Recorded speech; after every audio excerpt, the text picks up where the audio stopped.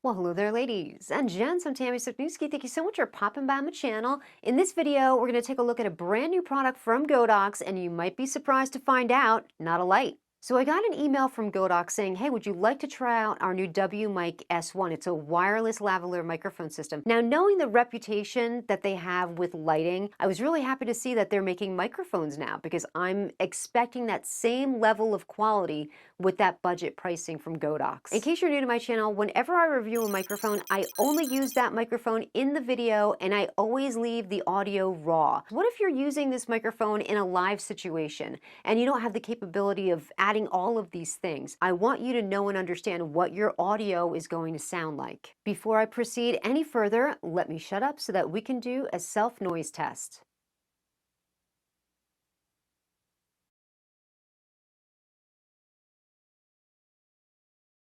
There is a television running a few rooms away. I hear it, but I don't think the microphone is going to pick that up. Let's talk about everything you're going to get when you purchase this package. And it comes all in this like nice little sleek carrying case that the form factor of it is pretty thin, so you can stick it into your camera bag without an issue. You're of course going to get the 2 transmitters or body packs, 1 receiver, the cable that you need to run the receiver into your camera,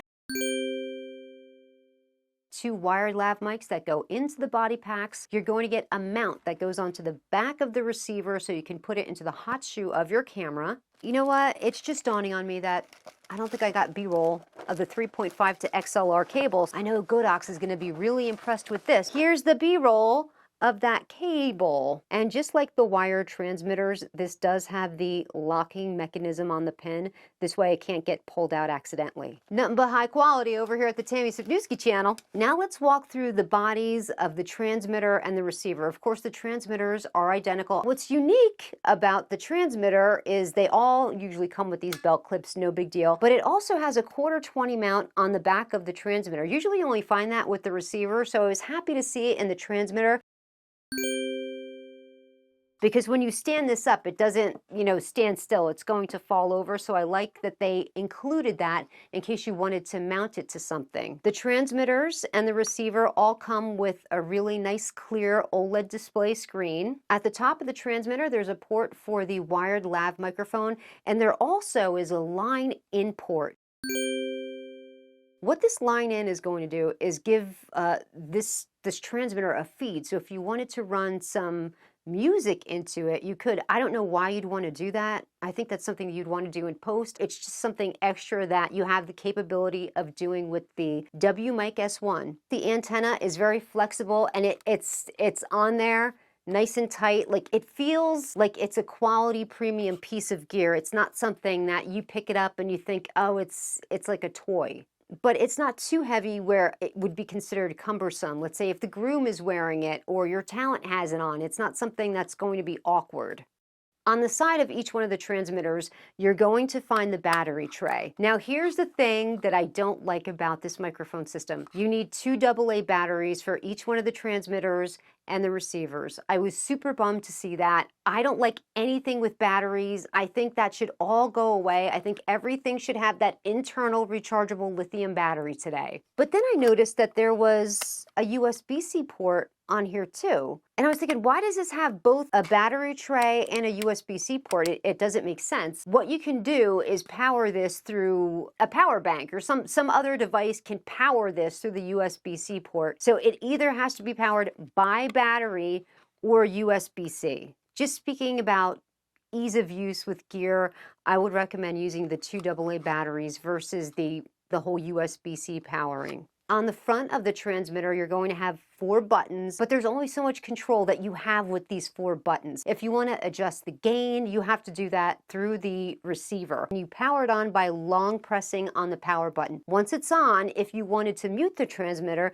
you would just quickly hit the power button again, and that is going to mute your microphone, and the red light will come on. To unmute it, you just quickly touch it again. So the only time these lights should be red is if you're in mute or if your battery starts to run low. Let's talk about what you can can understand when you're looking at the screen of the transmitter. You're going to see your signal strength, if your microphone is live, about where your audio is, how much battery life you have left, which microphone you're working, either A or B, the channel readout of the frequency signal. The only things that you can change in the transmitter is if you're calling the microphone A or B, the channel, how your battery is being utilized. So you can drop the battery strength from high to low, but that will sometimes interfere with how your audio is being received. So I don't recommend doing that, because what if you accidentally leave it in low? The plug of the wired lav mic, when it goes into the transmitter, does have that locking nut system, so your talent doesn't accidentally pull out their lav mics and now you've lost the audio. The microphone itself is omnidirectional. The alligator clip, it's very nice and clean. It's just a straight black bar. I like the look of that, because some of them just have that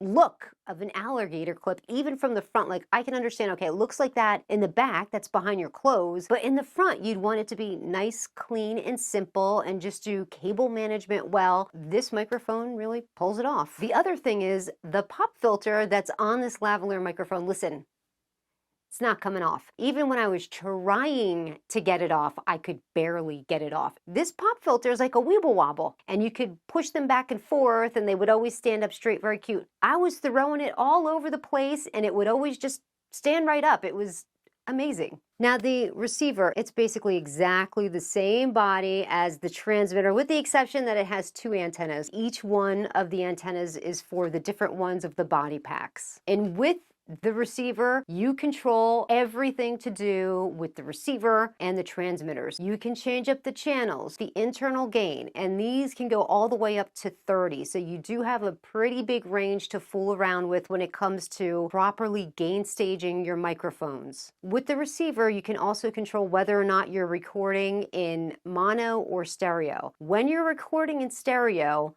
you have a safety track. One channel is going to record at the regular decibel rate, and the other track records a few decibels lower. So let's say someone's talking in an interview or something's going on, and then all of a sudden they decide to get really loud on you, or something's going on, and then all of a sudden they decide to get really loud on you.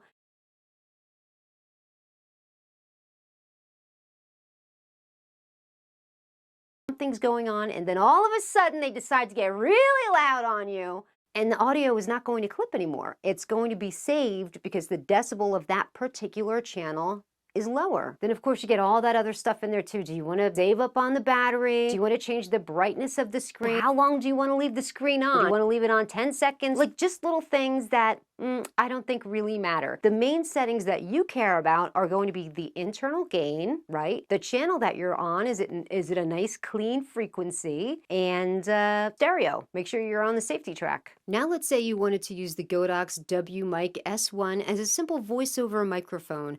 I'm holding it about 6 inches away from my mouth in an off-axis position, and this is the audio that you can expect to hear. Let's say, with the limitations that we have in LumaFusion, if I wanted to throw a little bit of equalization on here, this is the audio that you can expect to hear. This, to me, would fit in a niche of like anywhere from semi-pro to pro. I would have no problem recommending this microphone for people who are doing weddings, documentaries, short films, in an instance where you're not booming the mics. And Godox didn't let us down. Not only are they producing great lights, but now they're doing microphones. What are they going to do next? And as we all know, Godox makes a really great quality piece of gear for affordable pricing. They fill that niche that was empty for so long. Did I mention that I'm going to leave a link for this down in the description?